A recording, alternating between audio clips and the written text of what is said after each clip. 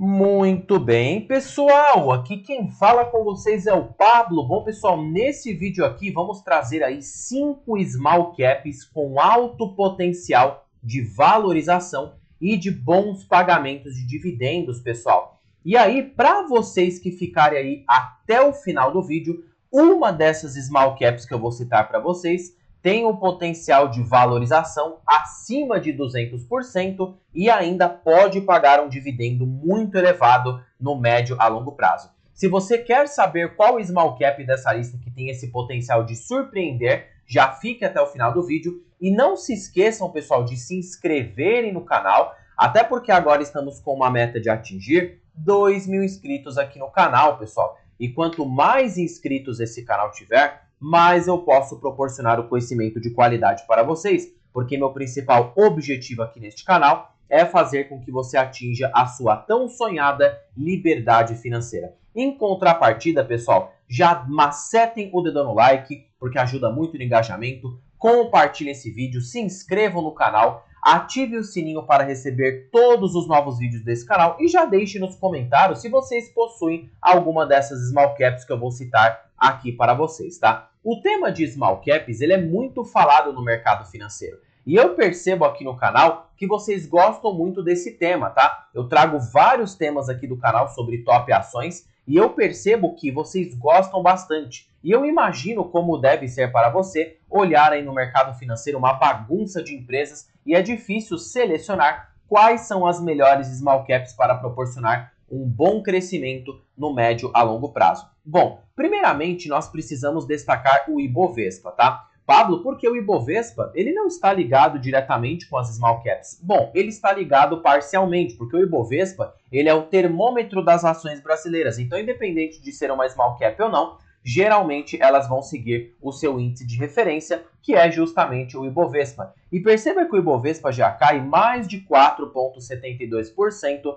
na ótica mensal. Muitos investidores estão se perguntando por que o Ibovespa tem caído tão forte. O primeiro ponto, pessoal, se baseia pelo fluxo de capital estrangeiro aqui no país, tá? O estrangeiro, ele representa 60% de toda a negociação da Bolsa Brasileira. Depois aqui nós temos investidores institucionais, que são grandes fundos e instituições, e depois os meros mortais aqui, pessoa física, que somos nós, tá? Ou seja, olha só de que a gente não representa quase nada da precificação da Bolsa Brasileira, tá? Quem faz preço aqui na Bolsa é o estrangeiro e o institucional. E eles têm saído com muita frequência, pessoal, da Bolsa. Por quê? Por conta do risco fiscal no Brasil. O governo não tem conseguido controlar os gastos públicos, tá? Isso faz com que a inflação fique descontrolada no nosso país. E o Banco Central tenha de aumentar a taxa de juros para equilibrar a inflação. E a perspectiva pelo Banco Central é de uma Selic altista nos próximos anos, tá? Perceba que temos aí uma expectativa na taxa Selic de 14 a 14,75%, tá? Essa estimativa de alta de juros reflete justamente o descontrole aí do governo com os gastos públicos, tá? E perceba que só tem uma perspectiva de queda só para 2026, tá? O que aí o cenário pode mudar completamente, tá, pessoal? Isso faz com que a Bolsa de Valores, ou seja, as ações em geral, fiquem de lado e caindo por mais tempo, principalmente as small caps,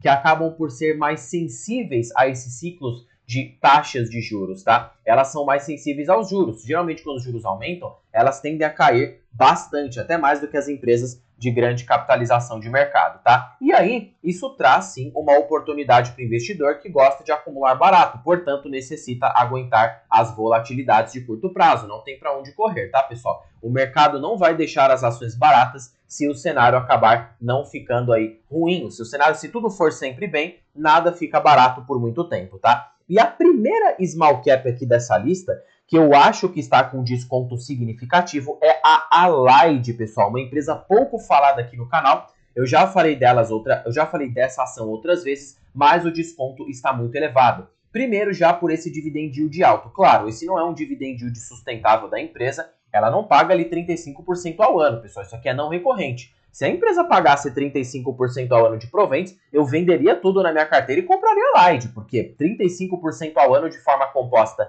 mais uma valorização, isso aqui é realmente impressionante, tá? Então, não é a realidade da empresa. Se nós observarmos um pouco aqui, ela tem sim um payout extraordinário, mas a normalidade da empresa é de pagar 43% de payout, tá? O que, se a gente utilizar a relação do inverso do preço sobre lucro aqui na conta, hoje a ação está cotada a 4,4 vezes lucro, 1 dividido por 4,4, nós temos então ali 24% de yield total se a empresa pagasse 100% de payout. Como ela paga ali 45% na sua normalidade, temos um provento esperado de 11,1%, que é um provento muito satisfatório, tá? E a Allied, ela é uma empresa do quê? Para quem tem dúvidas, para conhecer um pouco sobre a empresa, tá? Porque não basta falar se está barata, você tem que conhecer. Ela é uma empresa do setor de telecomunicações, tá? Atuando com rede de distribuição estratégica em vários centros logísticos dos 5 estados brasileiros. Então ela é uma empresa ali pequena, claro, né? Ela também atua ali com portfólio de produtos de eletrodomésticos, de linha branca, como geladeira, máquina de lavar louças e etc. Ela não tem só telecomunicações, tá? E no setor de serviços, a empresa oferece assinatura de dados para celular, planos de banda larga e TV por assinatura. Então perceba que a Light, ela tem sim um portfólio bem diversificado. Se nós observarmos aqui um pouco a receita líquida da empresa, já podemos perceber que ela tem sim a parte de varejo, distribuição, varejo digital, varejo físico, tá? E a Allied, ela tem tido ali, pelo menos, mantendo o seu lucro líquido ao longo do tempo, tá? Então perceba que é uma empresa bem redonda. Se nós olharmos aqui por indicadores, que não basta saber se a ação está barata, hoje a Allied negocia uma dívida líquida muito sustentável, 0,85 vezes dívida líquida sobre EBITDA. A empresa detém um ROI de 10,19%, então um ROI ali até que satisfatório. Claro, é um setor, por ser de varejo, tem margens baixas, mas aí agora é que pega, tá? Eu acho que a Allied está muito descontada. Primeiro pelo seu valor patrimonial, que engloba o quê, pessoal? Engloba o patrimônio líquido subtraído pelo número de ações em circulação. Hoje o VPA da Allied está ali em torno de 16,23. Se nós pegarmos aqui 16,23 e subtrairmos pela cotação atual de Allied de 6,69, hoje a empresa possui um potencial de valorização de aproximadamente 142% apenas para ela chegar ao seu valor patrimonial médio. Fora que em preço sobre lucro, a empresa está descontada. E ela detém uma média de negociação de aproximadamente ali 5 a 7 vezes. Se nós utilizarmos a lógica do preço do Benjamin Graham aqui na conta, 22,5 vezes 1,65 vezes um VPA de 16,23, temos então 24,54 de preço justo, que dividido por 6,69 menos 1 multiplicado por 100, hoje a Allied tem um potencial de valorização de 266%, tá? E ela nem é a ação da lista que pode disparar mais do que eu vou falar aí para vocês. Por isso, fiquem comigo até o final, porque eu já vou revelar aí qual será esta ação aqui vencedora. Então, uma das small caps que eu acho que está bem barata e tem potencial de entregar uma boa rentabilidade é a Allied. Lembrando que nada é recomendação. Segunda ação dessa lista, esse aqui já é um banco, tá? É o Banco Paine, pessoal, que tem ficado muito descontado. Hoje negociando a indicadores muito atrativos de 3,5 vezes preço sobre lucro e 0,77 vezes o valor de patrimônio, fora que tem pago um excelente provento. Ele é uma small cap? Claro que ele é, na verdade uma micro cap, com um valor de mercado de 913 milhões de reais. Falando aqui um pouco de Banco Paine, para que vocês não fiquem perdidos, ele é um banco que tem como principal foco varejo, mas não é um varejo comum, é o varejo colateralizado, que tem aí um nível de inadimplência muito mais controlado e um risco bem baixo, já que este varejo está ligado justamente para desconto ali em folha. Então, não existe risco aí do Banco Paine acabar ficando inadimplente no médio a longo prazo. E essa operação de varejo colateralizado tem dado muito certo no Banco Paine, porque seu lucro tem crescido a uma taxa acima de 30% ao ano, tá? Ou seja, o Banco Paine tem entregue resultados muito redondos. Perceba que ele saltou aqui de um lucro de 40 milhões de reais para esta faixa de 257 milhões. A grande dúvida que sonda é se o banco pode continuar pagando bom provento. Para que a gente não tenha que demandar tanto tempo nesse vídeo e eu pegar o lucro da empresa, subtrair pela quantidade de ações, eu vou facilitar o cálculo para vocês. Eu super indico que vocês também utilizem esse cálculo, tá? O inverso do preço sobre lucro. 1 dividido por 3,52. Hoje o Banco Paine pode pagar com 100% de payout 28,4%. Quanto que o banco paga de payout? Ele paga ali 40% de payout na sua normalidade. Então podemos esperar um dividendo de 11,3% para os próximos 12 meses para Banco Paine. Fica abaixo dessa média porque ele tem pago dividendos extraordinários, mas ainda assim é um excelente dividendo, tá? Que pode gerar um valor bem expressivo ao acionista. Pablo, e para valorização? Ele também está barato. Só para ele chegar no valor patrimonial dele, ele já teria que se valorizar. 5,24,405, né? Menos 1 multiplicado por 100, temos um potencial de valorização apenas para Banco Paine chegar na sua precificação histórica de 29,38%, tá? E colocando aqui a lógica do preço justo, 22,5 vezes um LPA, que está ali em mais ou menos de 1,15, né? A ação aqui 1,15, o LPA, vezes um VPA que está em 5,24, temos um preço justo de 11,64, que dividido pela cotação que ele está agora de 4,05, temos um potencial de valorização de aproximadamente 187%. Mais o pagamento de proventos de 11% ao ano, eu acredito que é um desconto interessante. Para um banco que entrega um ROI acima de 20%, tem ali um crescimento de lucros e de receita acima de 20% ao ano, eu acho que é de se pensar o estudo, tá? É uma ação que cabe o estudo na sua carteira e eu acho que tem sim uma premissa de crescimento aliado a um pagamento de proventos bastante interessantes, tá? Terceira small cap aqui dessa lista, Sanepar, pessoal, não tem como, a Sanepar tem ficado muito descontada, principalmente por conta da indenização que ela tem para receber do governo federal.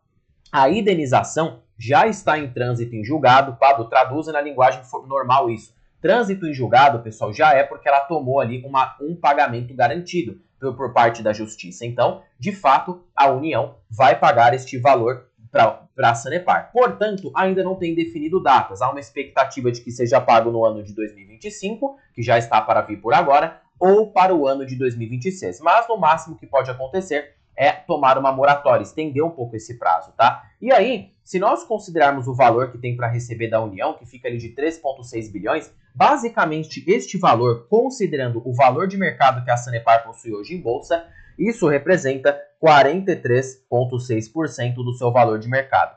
Já de antemão, se a Sanepar optar por distribuir 100% desse valor na forma de dividendos, isso já traz um yield extraordinário de 43,6%, ou seja, um yield bem alto, tá? E se a empresa não distribuir proventos, ela pode integrar este valor no patrimônio líquido da empresa, tá? Que somado ao patrimônio líquido atual, de 10,56 bilhões, né? Basicamente, o novo patrimônio líquido da Sanepar seria de 14,16 bilhões de reais, o que dividido pela quantidade de ações que ela possui, isso nos dá um novo VPA de 9,37, tá? 9,37 subtraído por 5,41, isso nos dá um potencial de valorização de aproximadamente 73,33%, tá? Então não tem como, potencial de alta a empresa possui, principalmente se ela receber esse valor incontroverso. E aí, claro, isso acabaria deixando o preço justo mais alto, porque 22,5 vezes um LPA de 1,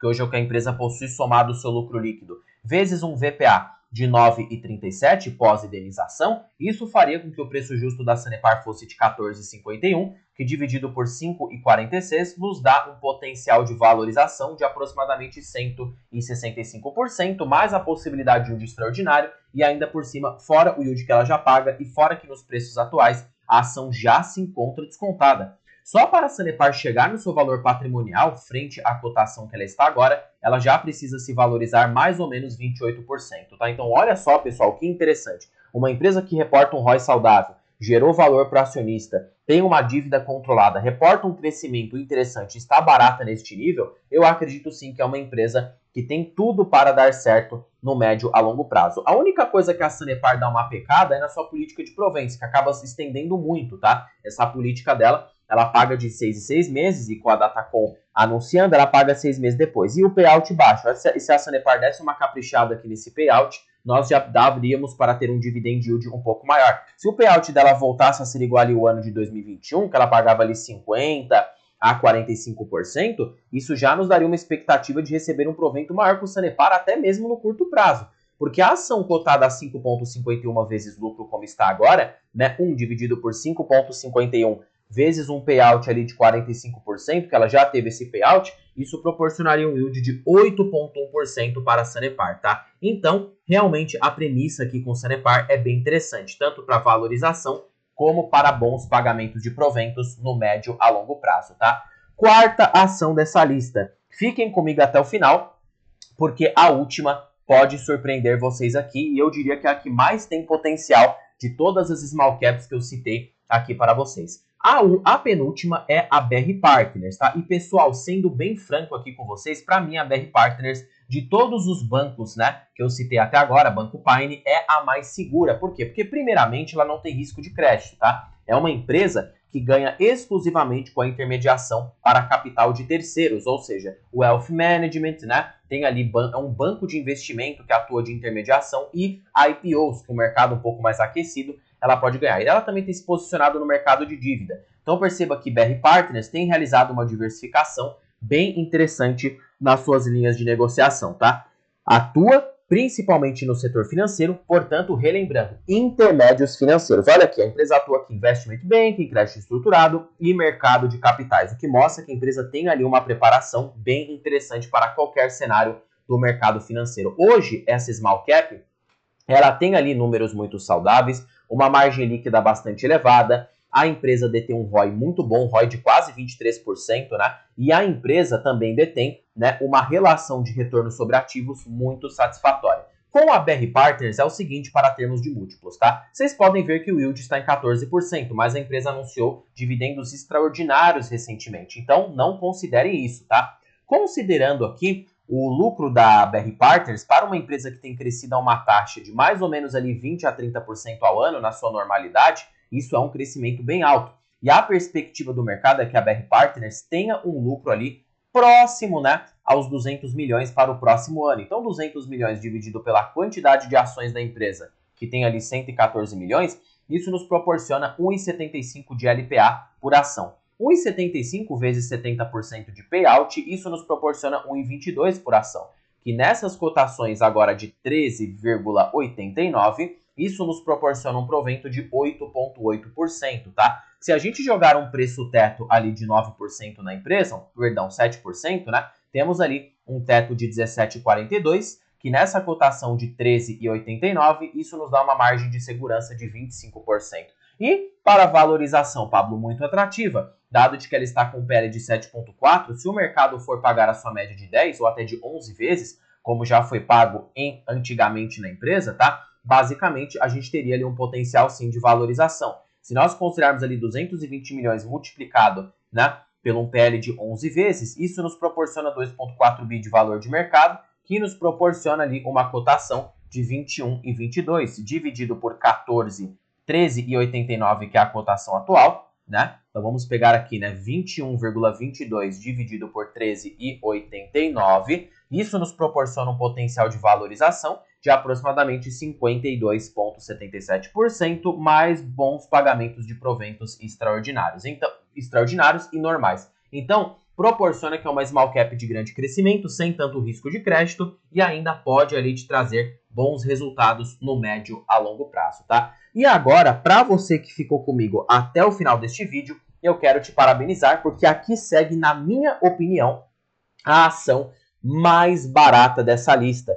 E a ação mais barata é o Banco Banrisul, pessoal. Caramba, Pablo, Banco Banrisul, você não falou que o banco tem uns resultados ruins? Bom, não diria ruins, são resultados ali mais medíocres, né? Perceba que trimestre após trimestre, ano após ano, o lucro do Banrisul já está de lado há bastante tempo. E basicamente o seu nível de rentabilidade continua baixo, mesmo que o mercado projeta perspectivas ali de aumento no seu retorno sobre o patrimônio líquido, tá? O que acontece com o Banco Banrisul é que ele veio a ficar muito barato, principalmente devido à grande queda da questão climática que teve ali do Rio Grande do Sul. A ação caiu de R$14 para essa faixa de 9,71, ou seja, uma queda de mais de 30%, tá? A ação veio a ficar muito descontada.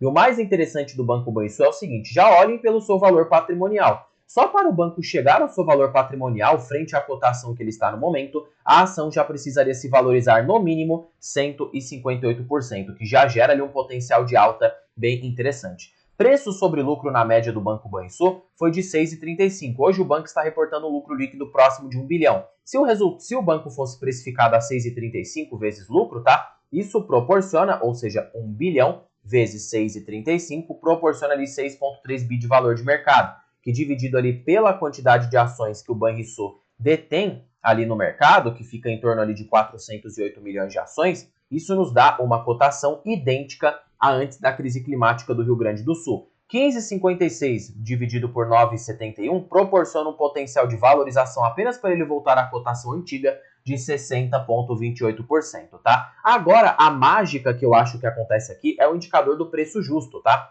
22,5 vezes um LPA. O LPA atual, nem estou considerando que o Banco Banrisul recupere o LPA antigo, mas vamos lá. 1,92 vezes um VPA de 25,12, isso dá um preço justo de 33,28, que dividido por 9,71 nos dá um potencial de valorização de 242%. Olhem só quanto que a ação pode se valorizar para atingir o seu preço justo. E perceba que em mercados de alta, Banrisul já foi cotado a 7 a 8 vezes lucro, tá? Seria totalmente natural o banco subir acima de 100% na cotação tranquilamente, tá? E para dividendos, Pablo, já que valorização, já sei, parece ser bem interessante, tá? Para dividendos também. Por quê? Perceba que na cotação atual ele tem pago 10,25%, tá? E o banco tem adotado uma prática de 40% de payout. Então, se a gente usar ali o inverso do preço sobre lucro aqui na conta, vezes 40% de payout, isso nos dá um provento de 8%. Se o Banrisul voltar a pagar a sua média, que pagava ali de 50% a 45% de payout,